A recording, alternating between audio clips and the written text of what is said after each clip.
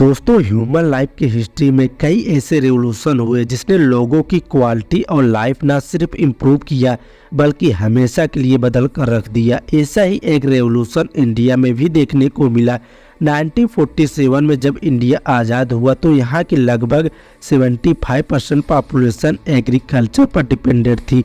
Old technology और proper infrastructure के absence में प्रोडक्टिविटी अपनी लोवेस्ट लेवल पर थी।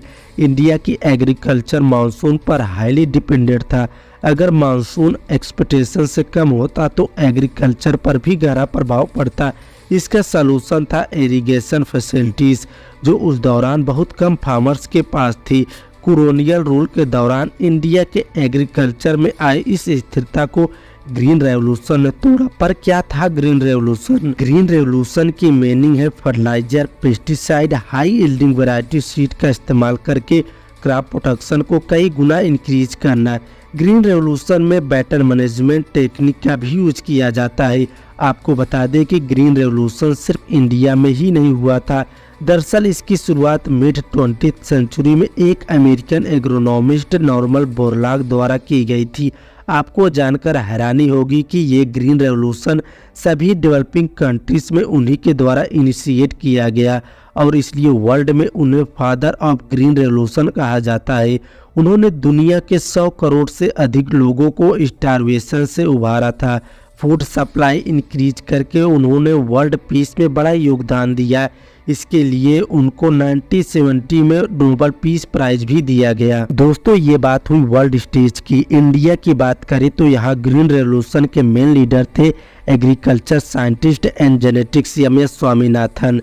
1965 में इंडियन गवर्नमेंट द्वारा ग्रीन रेवोल्यूशन एम.एस. स्वामीनाथन के नेतृत्व में लॉन्च किया गया, जिसके लिए उनको इंडिया में फादर ऑफ ग्रीन रेवोल्यूशन कहा गया। आज के इस कहानी में ग्रीन रेवोल्यूशन पर डिटेल डिस्कस करेंगे। सबसे पहले उसकी ब्रीफ हिस्ट्री पर नज़र डालेंगे और फिर उसके गोल से होते हुए पॉजिटिव और नेगेटिव इम्पैक्ट पर भी डिस्कस करेंगे। चलिए शुरू करते हैं ब्रीफ हिस्ट्री से। Green revolution in India. दोस्तों, वर्ष था 1943 जब इंडिया ने दुनिया के सबसे वर्स्ट फूड क्राइसिस यानी भूखमरी का सामना किया। नाम बंगाल फेमेन। इस फेमेन में ईस्टर्न इंडिया में लगभग 40 लाख ने अपने जाने गंवाई।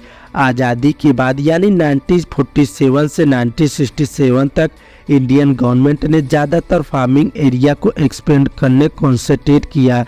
प्रोडक्टिविटी और टेक्नोलॉजिकल एडवांसमेंट पर फोकस नहीं किया गया। इसके साथ ही पॉपुलेशन फूड प्रोडक्शन के कंपैरिजन में ज़्यादातर तेज़ी से बढ़ रही थी। इन कंडीशन में इमीडिएट और ड्रास्टिक एक्शन लेना जरूरी हो गया था, जिससे एग्रीकल्चर यील्ड यानी खाद्य उत्पादन को बढ़ाया जा सके, और ये एक्शन ग्रीन रेवोल्यूशन के रूप में दिखाई दिया। इसी का रिजल्ट था कि 1968 से 1977-78 के बीच इंडिया में ग्रीन रेवोल्यूशन शुरू किया गया। इस रेवोल्यूशन के मेन फोकस एरियाज थे पंजाब, हरियाणा और उत्तर प्रदेश। इंडिया में ग्रीन रेवोल्यूशन उस पीरियड को कहा जाता है जिसमें इंडिया एग्रीकल्चर को एक इंडस्ट्रियल सिस्टम में कन्वर्ट किया गया। ऐसा करने के लिए मॉडर्न टेक्नोलॉजिकल और एग्रीकल्चर मेथड को अडॉप्ट किया गया, जैसे HYV यानी high yielding variety seeds, tractor, irrigation facilities, pesticide और फर्टिलाइजर। इस रेवोल्यूशन को यूएस और इंडियन गवर्नमेंट के साथ साथ फोर्ड रॉकफेलर फाउंडेशन ने फंड किया था। दोस्तों, इंडिया में ग्रीन रेवोल्यूशन लार्जली एक व्हीट रेवोल्यूशन था। ऐसा इसलिए क्योंकि 1968 से 2004 के बीच इंडिया का व्हीट प्रोडक्शन लगभग 3 गुना बढ़ गया था, जबकि सीरियल्स की बात करें तो उनमें इंक्रीज 2 गुना ही हुआ। आगे बढ़ते और देखते हैं ग्रीन रेवोल्यूशन के ऑब्जेक्टिव और उनके एलिमेंट्स के बारे में। दोस्तों, जैसा कि हमने आपको बताया कि बढ़ती पॉपुलेशन के कारण इंडिया हंगर क्राइसिस से गुजर रहा था, यानी इस हंगर क्राइसिस से लड़ना इसका सबसे पहला ऑब्जेक्टिव था, जो कि एक शॉर्ट टर्म ऑब्जेक्टिव था। लॉन्ग टर्म ऑब्जेक्टिव की बात करें तो agricultural modernisation, rural development, industrial development, infrastructure, raw material इसके लॉन्ग टर्म ऑब्जेक्टिव थे।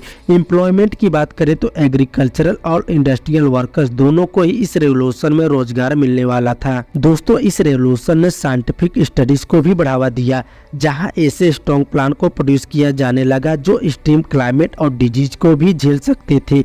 इस रेवोल्यूशन का एक ऑब्जेक्टिव ये भी था कि इसने दुनिया के एग्रीकल्चर को ग्लोबलाइज करने का काम किया।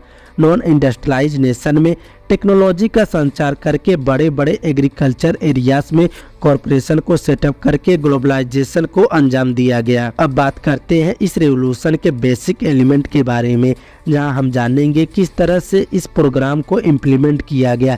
सबसे पहला एक्सपेंशन और फार्मिंग एरिया, जिसके तहत फार्मलैंड एक्सपेंड करने में गवर्नमेंट असिस्टेंट दिया गया। दूसरा है डबल क्रॉपिंग सिस्टम। ये सिस्टम ग्रीन रेवोल्यूशन का प्राइमरी फीचर था। इस सिस्टम के तहत अब साल भर में एक के बजाय 2 क्रॉपिंग किए गए। एक सीजन में मानसून की मदद से क्रॉपिंग की जाती थी और दूसरी सीजन में पानी की कमी को पूरा करने के लिए बड़े बड़े इरिगेशन प्रोजेक्ट बनाए गए। डैम्स का निर्माण हुआ और कुछ सिंपल इरिगेशन टेक्निक का इस्तेमाल किया जाने लगा, जैसे स्प्रिंकलर और ड्रिप इरिगेशन। बेसिक एलिमेंट में तीसरा सीड विथ इम्प्रूव जेनेटिक्स, जिसके तहत ऐसे सीड का इस्तेमाल किया गया जिनकी जीन सुपीरियर थी, और यही ग्रीन रेवोल्यूशन का साइंटिफिक एक्सेप्ट बना। Indian council of agricultural research ने हाई यील्डिंग वैरायटी सीड के नए स्ट्रेन को डेवलप किया, जिसमें मेनली व्हीट, राइस, मिलेट और कॉर्न थे। दोस्तों, आपको बता दें कि इस रेवोल्यूशन में कुछ इम्पोर्टेंट क्रॉप्स पर भी फोकस किया गया था। ये क्रॉप्स थे व्हीट, राइस, ज्वार, बाजरा, मेज, और इनमें से व्हीट इस रेवोल्यूशन का मेन फोकस था। यहाँ तक हमने ग्रीन रेवोल्यूशन की हिस्ट्री और उसके ऑब्जेक्टिव और बेसिक फीचर के बारे में जाना। अब हम देखेंगे ग्रीन रेवोल्यूशन के इम्पैक्ट्स क्या थे। शुरू करते हैं पॉजिटिव इम्पैक्ट से। ट्रेमेंडस increase in crop production. Revolution शुरू होने के सिर्फ 10 सालों में, यानी 1978 तक इंडिया का ग्रे आउटपुट 131 मिलियन टन तक पहुंच गया था, जिसके कारण इंडिया वर्ल्ड के बिगेस्ट एग्रीकल्चरल प्रोड्यूसर्स के श्रेणी में शामिल हुआ। व्हीट और राइस के हाई यील्डिंग वैरायटीज के क्रॉप्स एरिया में सबसे ज़्यादा बढ़ोतरी देखने को मिली। लेकिन क्या आप सोच सकते हैं कि इस रेवोल्यूशन के नेगेटिव इम्पैक्ट्स भी हुए? जी हाँ, इतने नेक इरादे से शुरू किए गए इस रेवोल्यूशन के नेगेटिव इम्पैक्ट्स भी हुए। आइए जानते हैं उनके बारे में। दोस्तों, फर्स्ट नेगेटिव इम्पैक्ट्स हुआ नॉन फूड ग्रेन्स पर, जहां को सीरियल्स, पल्सेस और ऑयल सीड को इस रेवोल्यूशन के दायरे से बाहर ही रखा गया। इसके अलावा मेजर कॉमर्शियल क्रॉप्स जैसे कॉटन, जूट, टी और शुगर केन भी इस रेवोल्यूशन से बाहर ही रहे। सेकेंड नेगेटिव इम्पैक्ट था हाई यील्डिंग वैरायटी सीड का लिमिटेड कवरेज। यह HYV सिर्फ 5 क्रॉप्स तक ही सीमित रहे। व्हीट, राइस, ज्वार, बाजरा और मेज नॉन फूड क्रॉप्स के लिए HYV डेवलप ही नहीं किए गए। दोस्तों, इस तरह खत्म होती है ग्रीन रेवोल्यूशन की ये कहानी। ओवरऑल की बात करें तो ग्रीन रेवोल्यूशन सभी डेवलपिंग कंट्रीज के लिए एक मेजर अचीवमेंट था, खासकर इंडिया के लिए। इस रेवोल्यूशन ने इंडिया को फूड सिक्योरिटी में एकदम मजबूत बनाकर एक बड़े क्राइसिस से बाहर निकाला।